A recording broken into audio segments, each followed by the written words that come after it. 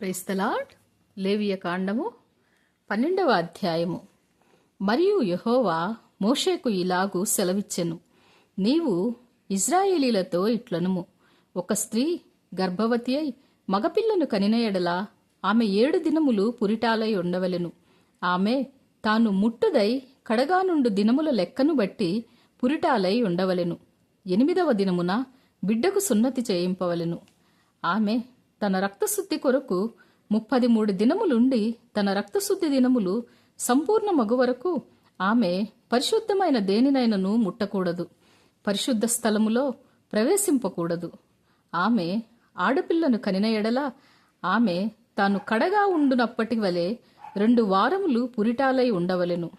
ఆమె తన రక్తశుద్ధి కొరకు 66 దినములు కడగా ఉండవలెను.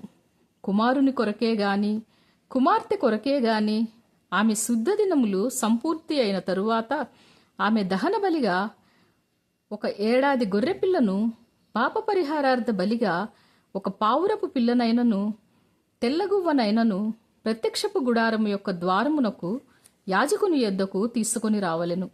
అతడు యెహోవా సన్నిధిని దాన్ని అర్పించి ఆమె నిమిత్తము ప్రాయశ్చిత్తము చేయగా ఆమె రక్తస్రావ విషయమై ఆమె పవిత్రపరచబడును. ఇది మగపిల్లను గాని ఆడపిల్లను గాని కనిన స్త్రీని గూర్చిన విధి.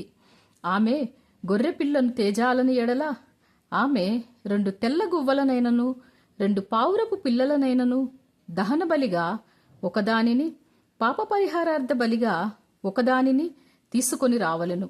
యాజకుడు ఆమె నిమిత్తము ప్రాయశ్చిత్తము చేయగా ఆమెకు పవిత్రత కలుగును.